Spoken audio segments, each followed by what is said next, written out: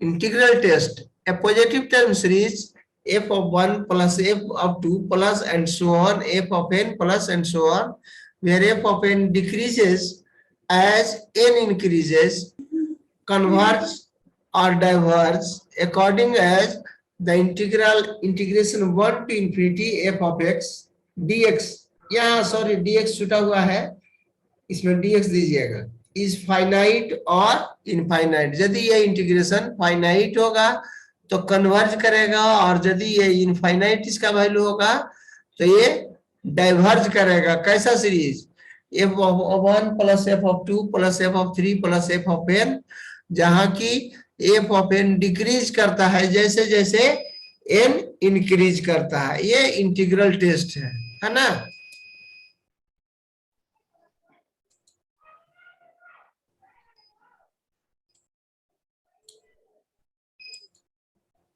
अब आगे बढ़े हम लोग। इसके बाद कंपैरिजन टेस्ट है, टेस्ट फॉर कंपैरिजन। जो इनफाइनाइट सीरीज है, पॉजिटिव टर्म सीरीज है, उसके टेस्ट के लिए कि वह कन्वर्ज है, कन्वर्जेंट है या डाइवर्जेंट है, उसको हम लोग चेक करते हैं। चेक करने के लिए टेस्ट ऑफ कंपैरिजन लगाते हैं। तो इसका है उसके पहले हम लोग एक और देखते हैं।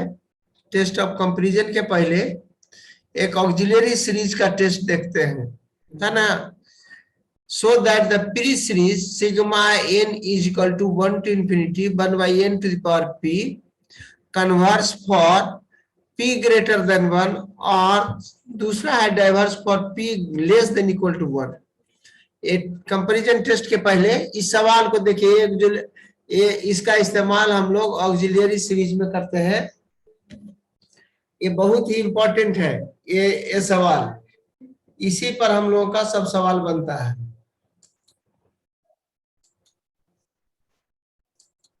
है ना। तो summation n is equal to 1 to infinity 1 by n to the power p converse p greater than 1, और दूसरा है diverse for p less than equal to 1, यही सिद्ध करना है। तो अभी हम लोग देखे थे इंटीग्रल टेस्ट। इंटीग्रल टेस्ट का स्टेटमेंट इसी तरह से है। इंटीग्रल टेस्ट में कैसा सीरीज लेते हैं? f of 1 plus f of 2 plus f of 3 plus f of n, where f of n decreases as n increases। तो यहाँ देखिए ये जो डिनोमिनेटर है वो बढ़ रहा है, तो जैसे जैसे यह बढ़ रहा है इसका मान जो है डिक्रीज कर रहा है कि नहीं। तो ठीक उसका इंटीग्रेशन हम लोग निकालेंगे। यदि फाइनाइट होगा तो वह कन्वर्जेंट होगा, इनफाइनाइट होगा तो डाइवर्जेंट होगा, है ना।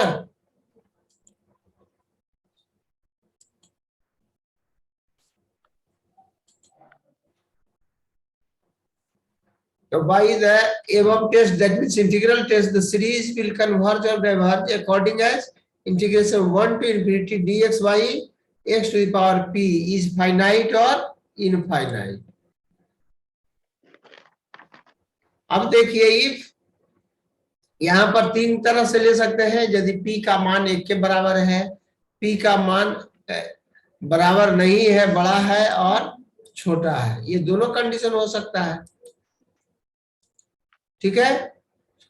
तो ये p नॉट इक्वल टू 1, तो integration 1 to infinity dx by x to the power p is equal to, इसको हम लिख सकते हैं ऐसा, limit m tends to infinity integration 1 to m, यहाँ इंफिनिटी को m हमने दे दिया, dx by x to the power p, है ना।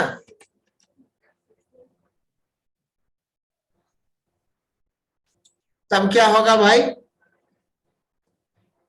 इसका इंटीग्रेशन बोलिए, इंटीग्रेशन में क्या होता है? x to the power n का फॉर्मूला, पावर को जोड़ते हैं और उसे डिवाइड करते हैं। तो यहाँ पावर क्या है? x to the power minus p, तो माइनस p प्लस 1 बटा minus p plus 1, limit 1 to m और लिमिट m टू इंफिनिटी। इसको ऐसा लिख सकते हैं 1 माइनस पी बटा 1 माइनस पी। अब इसको घटा दीजिए, upper limit minus lower limit. तो एक्स के जगह पर एम हम लोग रखे m to the power 1 minus p minus 1 बटा में 1 minus p, limit m tends to infinity, है ना। अब देखिए यह एम क्या है, इनफाइनाइट है। एम का पावर यदि 1 से छोटा हो, निगेटिव हो, तो 1 बाई एम हो जाएगा। और यदि एम का पावर पॉजिटिव होगा तो इनफाइनाइट पर पावर पॉजिटिव इनफाइनाइट होगा, है ना। तो यदि यह पी क्या है ग्रेटर देन 1 होगा तो पावर एम पर पावर क्या होगा, माइनस में होगा कि नहीं होगा। हेलो, यस सर, माइनस में होगा। तो माइनस में जैसी पावर होगा तब 1 बाई एम के रूप में आ जाएगा। और 1 बाई एम क्या है, एम इंफिनिटी है लिमिट, तो 0 हो जाएगा, है ना। तो -1 बटा में 1 माइनस पी, दैट इज 1 बटे P minus 1, that is finite for P greater than 1। और यदि यह लेस देन 1 रखिएगा तो पावर एम का पावर क्या होगा, पॉजिटिव होगा, तो ये इनफाइनाइट हो जाएगा। तो P लेस देन 1 पर इनफाइनाइट और ग्रेटर देन 1 पर फाइनाइट। जब फाइनाइट है तो ये कन्वर्जेंट होगा P ग्रेटर देन 1 के लिए, इनफाइनाइट है तो ये डाइवर्जेंट होगा, दैट मीन्स किसी के लिए, ये लेस देन 1 के लिए। और यदि P बराबर 1 रखते हैं इसमें तो क्या होगा, dx बटा x, इसका इंटीग्रेशन क्या होगा, log x, log x 1 to infinity तो इंफिनिटी हो जाएगा। और यही तो दिखाना था, P लेस देन 1 पर क्या आ रहा है हम लोग का, इंफिनिटी, दैट मीन्स डाइवर्जेंट हो गया। ग्रेटर देन 1 पर फाइनाइट, तो ये कन्वर्जेंट हो गया। तो इस सवाल को आप लोग एकदम कंठस्थ रखिए, इसी पर सब बनेगा, है ना। कि ये जो सीरीज है 1 by n to the power p, ये कन्वर्जेंट होगा P ग्रेटर देन 1 पर, डाइवर्जेंट होगा लेस देन इक्वल टू 1 पर। ठीक है, ये ऑब्जेक्टिव में भी पूछता है इतना, सब्जेक्टिव में भी पूछेगा, और दूसरे सवाल में भी आपको इसका इस्तेमाल करना पड़ेगा। इसलिए एकदम इसको कंठस्थ रखिए, भूलने का कोई चांस नहीं, ये भूले जहां सब भूल जाइएगा। अब हम लोग आगे चलते हैं कंपैरिजन टेस्ट के लिए, कि कंपैरिजन टेस्ट क्या कहता है।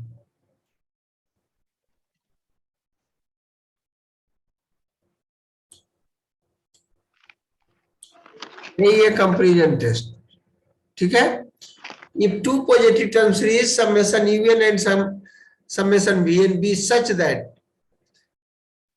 sigma vn converges or even less than equal to vn for all values of n, then sigma un also converges। अब देखिए un और vn दोनों दो सीरीज है, पॉजिटिव सीरीज।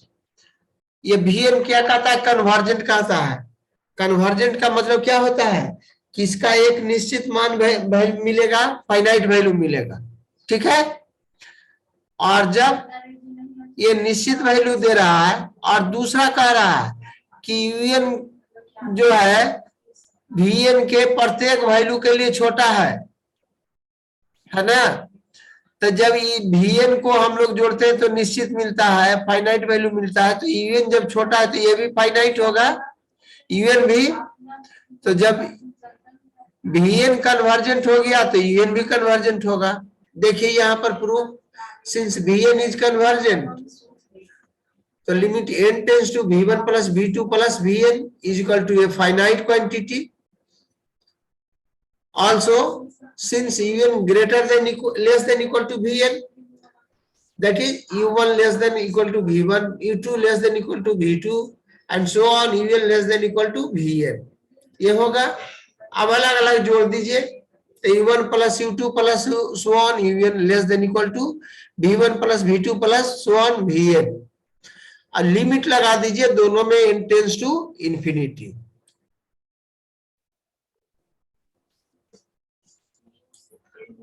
अब यह क्या है, कन्वर्जेंट है, मतलब निश्चित वैल्यू मिल रहा है, तो इससे ये छोटा है यूएन वाला, तो यह भी एक निश्चित वैल्यू होगा, therefore UN is also convergent. Second इसका ग्रेटर देन वाला, if two positive term series sigma un sigma vn be such that sigma vn diverge, दूसरा un greater than equal to vn for all values of n, then sigma un also diverge। जब ये बड़ा है और ये divergent है तो un भी डाइवर्जेंट होगा, ठीक जैसे इसमें दिखाए लेस देन, तो इसमें ग्रेटर देन कर दीजिएगा, है ना। और थर्ड ये लिमिट फॉर्म है, ये बहुत इंपॉर्टेंट है, इसी का इस्तेमाल हम लोग करते हैं सवाल बनाने में। If two positive term series, सुना है ना, हमारी आवाज जा रही है ना जी, हेलो, यस सर। हाँ, लिमिट फॉर्म इसको देखिए, बहुत इंपॉर्टेंट, इसी पर सवाल बनाते हैं। If two positive term series sigma u n and sigma v n be such that limit n tends to infinity un बटा vn is equal to a finite quantity, इसका मान, लिमिट का मान un बटे vn में limit n tends to infinity है, यदि लगा दिया जाए तो उसका वैल्यू एक फाइनाइट क्वांटिटी हो, कैसा हो, फाइनाइट क्वांटिटी हो, which is not equal to zero, zero के बराबर नहीं होना चाहिए, तब कहता है कि sigma u n and sigma v n converge और डाइवर्ज टुगेदर, दोनों एक साथ या तो कन्वर्जेंट होंगे या डाइवर्जेंट होंगे, दोनों। तो इसमें अगर कोई एक जानिएगा कन्वर्जेंट, और यदि यह निकाल दिया जाए तो दूसरा भी कन्वर्जेंट या डाइवर्जेंट होगा, है ना। तो इसी के कंसेप्ट पर हम लोग सवाल बनाते हैं। अब इसमें वीएन कहां से लाते हैं, यूएन यदि रहता है तो वीएन के लिए, तो वीएन इस यूएन से ही लेते हैं, कैसा लेते हैं, 1/n के हाईएस्ट पावर को इससे निकालते हैं, क्या करते हैं, यूएन से, जिसका फॉर्मूला देखिए अभी यहां हम लिख दिए हैं इस पीडीएफ में ऊपर में।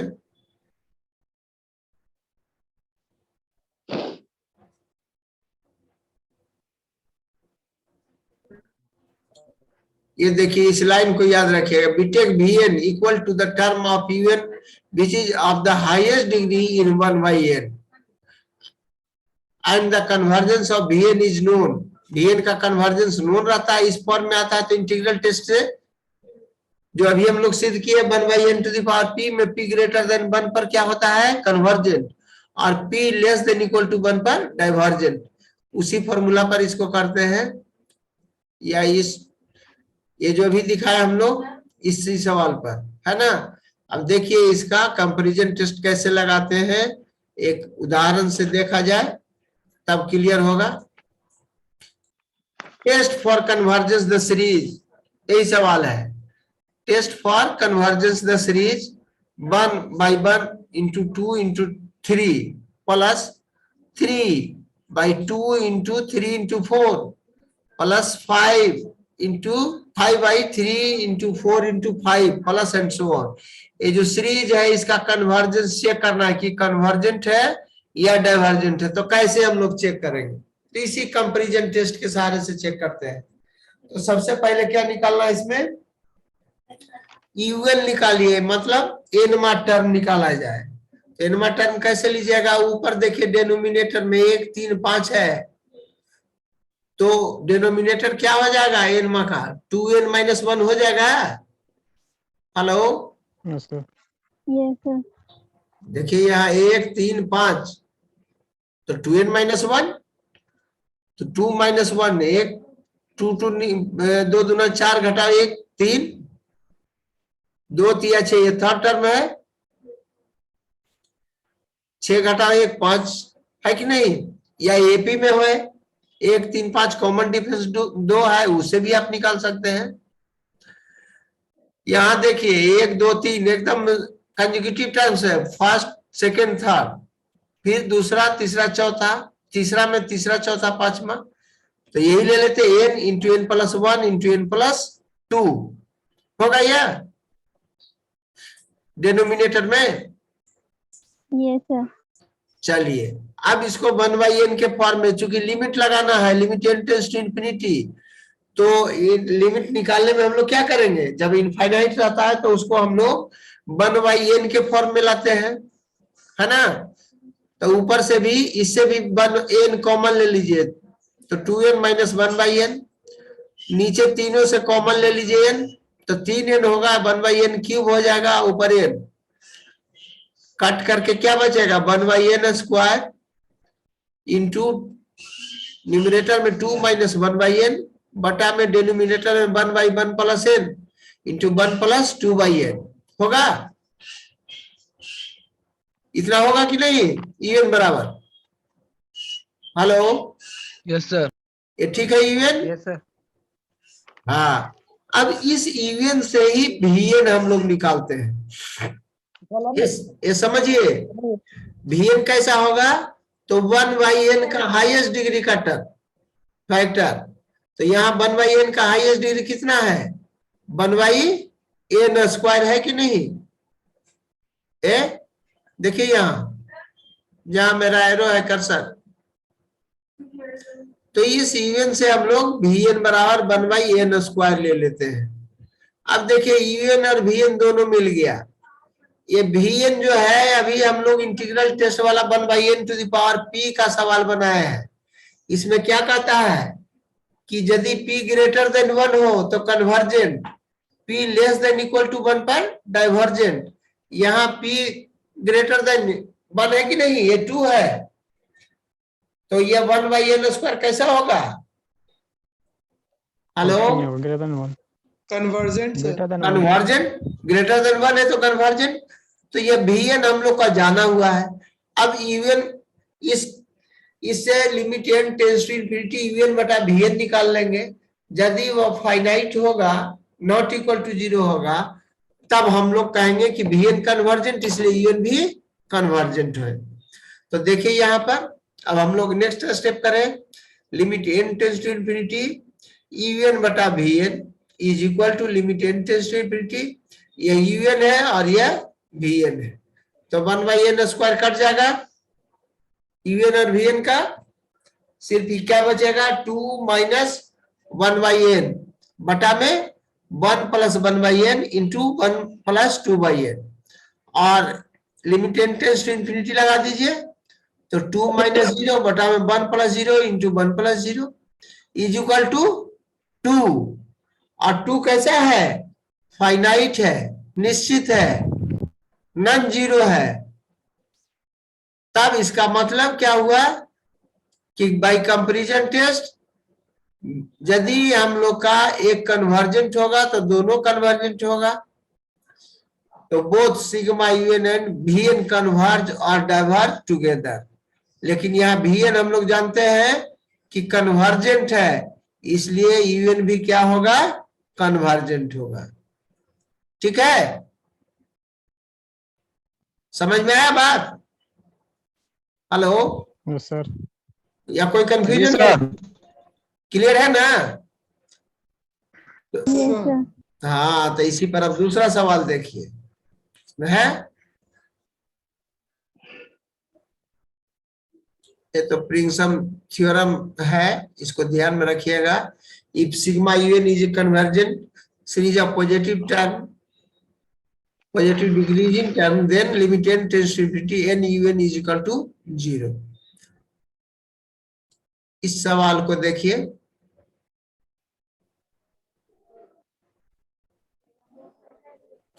Test the convergence of the series 1 plus 1/2 square plus 2 square by 3 square plus 3q/4, यहाँ क्यूब होगा, ये मिस्टेक हो गया है ना। 2 स्क्वायर 3 क्यूब 4 पर पावर 4 जितना है उस पर उतना ही पावर है, ठीक है। थर्ड टर्म में n-1 पर पावर n-1 बटा में n to the power n plus and so on. तो इसका nth टर्म क्या होगा, UN बराबर यही है UN, ठीक है। अब UN से हम लोग Vn निकाल लें, तो n कॉमन ले लीजिए, तो ऊपर से n कॉमन लीजिएगा तो उस पर पावर n माइनस 1 होगा, नीचे पर n to the power n है, तो 1/n बचेगा, है ना। Yes, sir. तो Vn यही है 1/n। अब un बटा Vn निकाल लिए, यह मिला, इसमें लिमिट लगा दीजिए, n टेंस टू इंफिनिटी, तो e टू पावर माइनस 1 आता है, ये फॉर्मूला ये लिमिट का 1 minus 1/n to the power n, limit n tends to infinity, है ना। यदि 1 plus 1/n to the power n होता तो उस पर पावर e होता, मतलब 1 होता। ये फाइनाइट और नॉन जीरो है, इसका मतलब है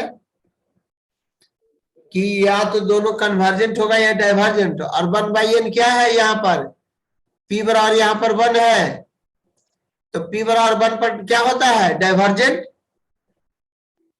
1/n to the power p में p ग्रेटर देन 1 पर कन्वर्जेंट, और p less than equal to 1 पर डाइवर्जेंट, तो ये भी क्या, ये भी डाइवर्जेंट होगा।